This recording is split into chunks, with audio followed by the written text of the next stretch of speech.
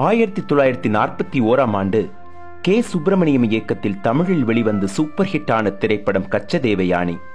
இதே படத்தை மீண்டும் 1955 கன்னடத்திலும் கே. சுப்பிரமணியம் இயக்கிய போது அந்த படத்தில் ஒரு முக்கியமான கதாபாத்திரத்தில் நடிகை சரோஜா தேவி நடித்திருந்தார். இந்த படத்திற்கான ஷூட்டிங் ரேவதி ஸ்டுடியோவில் நடந்து கொண்டிருந்த சமயம் பிரகாசமான ஒளியை போன்ற ஒரு நபர் படப்பிடிப்பு தளத்திற்குள் நுழைந்தார். அவர் வேறு யாரும் இல்லை, நம் மக்கள் திலகம் எம்ஜிஆர் அவர்கள்தான்.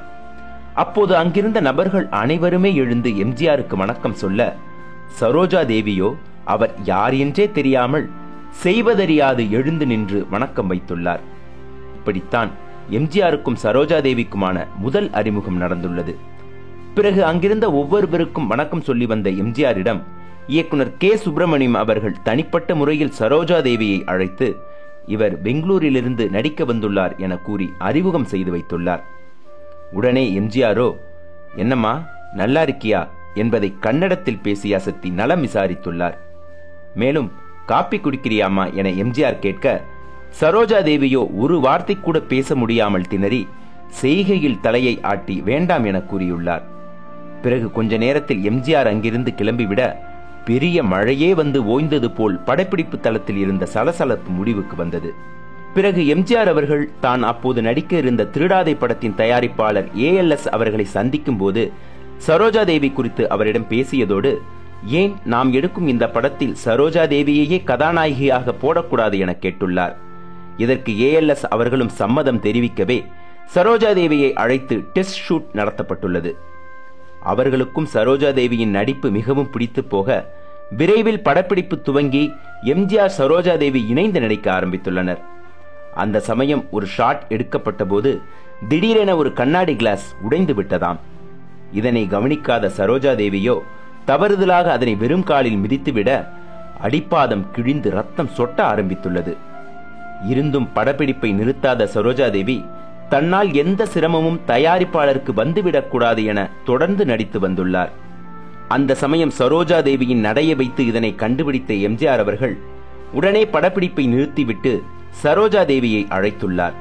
பிறகு காலில் அடிபட்டிருப்பதை பார்த்த மறுகணமே கொஞ்சமும் யோசிக்காமல் அவரை ஒரு இருக்கையில் அமர வைத்து சரோஜா தேவியின் பாதத்தை எடுத்து தன் தொடைமேல் வைத்து தன் சட்டைப்பையில் இருந்த கைக்குட்டையை எடுத்தே அந்த காயத்தை சுத்தப்படுத்தினார்.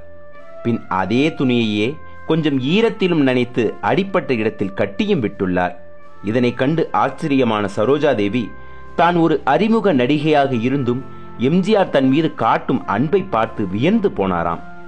பின்னர் திருடாதை படத்தின் முழு ஷூட்டிங்கும் முடிந்து ரிலீஸ் தேதி தள்ளிக்கொண்டே போனதால் சரோஜா தேவிக்கு அடுத்தடுத்த வாய்ப்புகள் தேடி வராமல் இருந்துள்ளது. இந்த சமயம் மீண்டும் சரோஜா தேவியை அழைத்த எம்ஜிஆர் அவர் அப்போது இயக்கி தயாரித்து நடித்து வந்த நாடோடி மன்னன் படத்தில் மற்றும் ஒரு நாயகியாக நடிக்க வாய்ப்பளித்தார். அதுவும் துவக்கத்தில் பானுமதியுடன் நடித்திருந்த பாகம் முழுவதும் கருப்பு வெள்ளையில் எடுத்திருந்த எம்ஜிஆர் சரோஜா தேவி வந்த பிறகு முழுக்க முழுக்க ஈஸ்டமன் கலரில் எடுத்து ரிலீஸ் செய்தார். மிக பிரம்மாண்டமாக தயாரிக்கப்பட்டிருந்த இத்திரைப்படம் அன்று மிகப்பெரிய வெற்றியை பெற்றதோடு எம்ஜிஆரையும் நட்சத்திர அந்தஸ்திற்கு கொண்டு சென்று சரோஜா தேவிக்கும் நல்ல அடையாளத்தை பெற்றுத் தந்தது.